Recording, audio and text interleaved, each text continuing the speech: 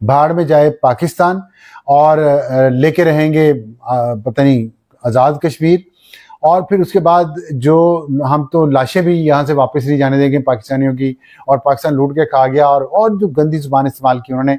हम तो कहते हैं, हम तो कश्मीरी साथ है मोदी की, अमीर शाह से क्या अटैक कर लो, आज़ाद कश्मीर ले लो, हमारी एक ही साथ ये टेंशन खत्म कर दो, क्योंकि हमारे बच्चे भी आगे फ्यूचर बढ़ रहे हैं, उनका फ्यूचर मर रहा है, इस वजह से तो वो बच्चे बर्बाद हो जाएंगे सर। और मैं खास तो रिक्वेस्ट हिंदुस्तान के आवाम से करता हूँ कि गोदी मीडिया की बातों में मत जाओ, कश्मीरियों का इस वक्त हाथ थामो, कश्मीरियों को इस वक्त अपने हाल पे मत छोड़ो। आपको लगता है कि एक बार की लड़ाई होनी चाहिए, एक बार ही खत्म करो सर, रोज रोज कहाँ पिसे, रोज रोज क्यों हम अपने हिंदू भाइयों की जान दे या मुसलमान भाइयों की जान दे, क्यों रोज रोज दे। हाल ही में Indian chief of defence staff lieutenant general NS Subramani का मिलिट्री कॉन्क्लेव में दिया गया एक ऐसा बयान सामने आया है जिसने पूरी दुनिया के दिफाई और स्ट्रेटेजिक हलकों में खतरे की घंटी बजा दी है। अवामी एक्शन कमेटी जो कालदम है उसका और फेडरल गवर्नमेंट और आज़ाद कश्मीर की गवर्नमेंट का स्टैंड ऑफ अभी भी चल रहा है। रावलाकोट के बिल्कुल साथ के इलाके में एक धरना उनका जारी है, 3-4 हज़ार लोग हैं, आते जाते रहते हैं, वो भी धरना चल रहा है। ये हो क्या रहा है? आज़ाद कश्मीर के मुसलमानों को ये समझना चाहिए कि अल्लाह ने पाकिस्तान की वजह से तुमको हिंदुओं की गुलामी से बचाया है। मकबूजा कश्मीर के मुसलमान आज भी हिंदुओं के गुलाम हैं।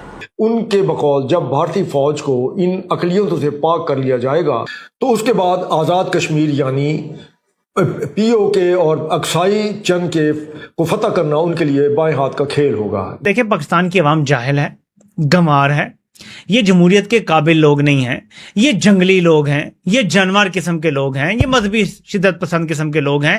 पाकिस्तान ने हमेशा दुनिया को यही बताया है कि मोदी का भारत पूरे खित्ते के अमन के लिए एक बहुत ही संगीन खतरा है। लोग कहते थे कि इसके पीछे ये इंडिया को फायदा पहुंचाएगा, और वही हुआ है। उन्होंने बयान दिया, इंडिया की एक्सटर्नल अफेयर्स मिनिस्ट्री के स्पोक्सपर्सन ने। ये बदजात कश्मीरी ठेकेदार बनने की कोशिश कर रहा है पूरे कश्मीर का और पूरे पाकिस्तान का, जबकि इन बेगैरतों ने 1 रुपए की कुर्बानी नहीं दी, एक शहीद की कुर्बानी नहीं दी कश्मीर के लिए। आज़ाद कश्मीर हिस्सा है ना हमारी शारक का, मकबूजा कश्मीर और आज़ाद कश्मीर एक ही है ना, जस्ते वाहिद है। कायद ने इसको अपनी शारक डिक्लेयर किया था। पूरे पाकिस्तान को ब्लैकमेल कर रहे हैं कि सारे दरिया हमारे हैं, रॉयल्टी हमें दी जाएगी। बेगैरत,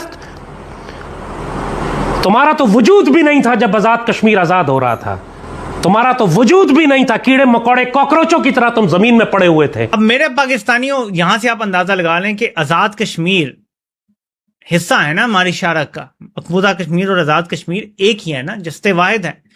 कायद ने इसको अपनी शारक डिक्लेयर किया था। ये अपनी शारक के साथ ये रवैया इख्तियार करने वाले हैं कि हम अब ऐसा क्रैक डाउन करेंगे कि किसी को नहीं छोड़ेंगे, सबका कचूमर बनाएंगे, अवामी एक्शन कमेटी के लोगों को जेलों में डालेंगे, उनको जाली सजाएं देंगे, और बहाना क्या बना रहे हैं कि जी इलेक्शन में फैसला होगा। वो क्या कहते हैं कि मुझे अब भूल ही गया है कि कुर्बान जाऊं तुम्हारे इलेक्शन पे, वारी जाऊं तुम्हारे इलेक्शन पे। वो 2024 के लोगों ने देख लिया, अब गिलगित बल्तिस्तान के लोगों ने देख लिए, जो कसर रह गया आज़ाद कश्मीर में निकाल लो। मैं यहीं से एक और बात करना चाहता हूं, ये बात मैं अक्सर करता रहता हूं, और सलार खान सुल्तान जई ने एक लाइन लिखी है कि बलूचिस्तान में सिर्फ 10 साल हकीकी इलेक्टेड हुकूमत आने दें, बलूचिस्तान के तमाम मसाइल हल हो जाएंगे। मैं इस हवाले से पहले भी कई बार बात कर चुका हूं कि सिर्फ 10 साल बलूचिस्तान में अगर अवामी हुकूमत आ जाए तो बलूचिस्तान का मसला हल हो जाएगा। लेकिन अब जरा आगे पॉइंट सुन लें, जो कुछ ये आज़ाद कश्मीर में कर रहे हैं, जो गिलगित बल्तिस्तान में कर रहे हैं, और जो बागी पाकिस्तान में जारी है, बलूचिस्तान में ये सब 78 साल से इतनी फाशिज्म के साथ जारी है। यहां गैर महसूस तरीके से होता था, वहां नंगे तरीके से होता रहा है हमेशा, इसलिए वहां ज्यादा एहतजाज होते हैं, वहां ज्यादा लोग जो है वो बिफरे हुए हैं और गुस्से में हैं। फिर जैसे जैसे वक्त बढ़ा उसमें मुतालबात ऐड होते गए, और फिर हमने देखा उसमें बिजली की कीमत का मुतालबा आ गया, आटे की कीमत का मुतालबा आ गया, और फिर हमने देखा कि आहिस्ता आहिस्ता इसका मोमेंटम बढ़ता गया।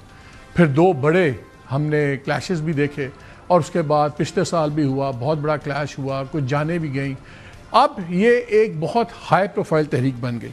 उनका मैं बयान सुन रहा था, उन्होंने तबसरा किया है, जो इंडिया की फॉरेन अफेयर्स मिनिस्ट्री के जो स्पोक्सपर्सन हैं, उन्होंने कल एक बयान दिया है, और उनका बयान बहुत ख़तरनाक है। और यही वो बात है जिसकी वजह से जो लोग इस धरने को, अवामी एक्शन कमेटी के इस धरने को और वहाँ पे की गई तकरीरों को भाड़ में जाए पाकिस्तान, और लेके रहेंगे पता नहीं आज़ाद कश्मीर।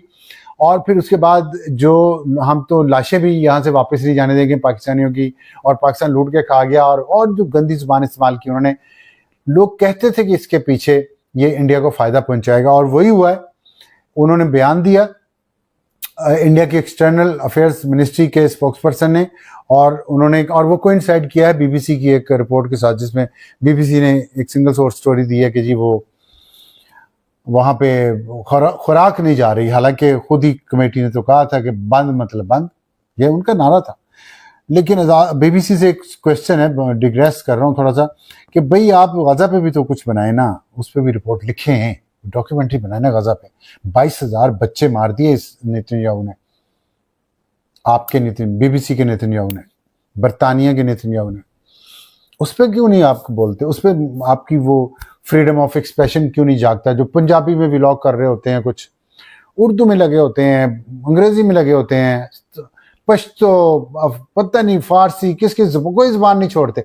एक इतनी गैरत नहीं है पूरी बीबीसी में कि एक जुबान में ये बता दें कि गजा में क्या किया नेतन्याहू ने और इसराइल ने।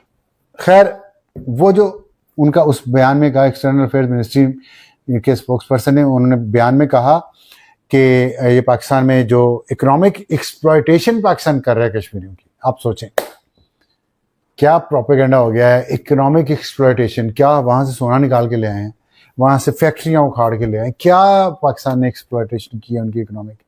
फिर साथ उन्होंने कहा कि वहाँ फंडामेंटल राइट्स की वायलेशन हो रही है, हम उसको ये करते हैं वो करते हैं। उस पे सरदार उमर नज़ीर ने, जो give the credit where it's due, Sardar Umar Nazir ने खुल के कहा है कि इंडिया को ये उन्होंने कहा हमारा मसला है पाकिस्तान की हुकूमत के साथ या आज़ाद कश्मीर की हुकूमत के साथ। इसमें इंडिया को हमारे अंदरूनी मसाइल में नाक घुसेड़ने की ज़रूरत नहीं है। मेरी रिक्वेस्ट है, चैलेंज नहीं है। बीबीसी में जितने भी काम करते हैं ना लोग, एक स्टोरी नेतन्याहू के खिलाफ करें, इसराइल के खिलाफ करें, उनके मुजालिम के खिलाफ करें जो गजा में किया उन्होंने, जो लेबनान में कर रहा है अभी।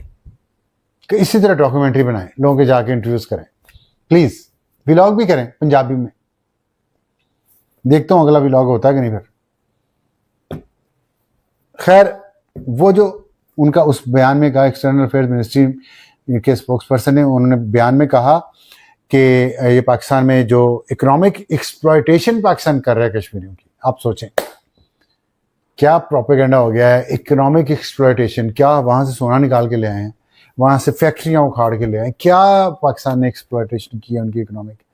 फिर साथ उन्होंने कहा कि वहाँ फंडामेंटल राइट्स की वायलेशन हो रही है, हम उसको ये करते हैं वो करते हैं। उस पे सरदार उमर नज़ीर ने, जो give the credit where it's due, Sardar Umar Nazir ने खुल के कहा है कि इंडिया को ये उन्होंने कहा हमारा मसला है पाकिस्तान की हुकूमत के साथ या आज़ाद कश्मीर की हुकूमत के साथ। इसमें इंडिया को हमारे अंदरूनी मसाइल में नाक घुसेड़ने की ज़रूरत नहीं है।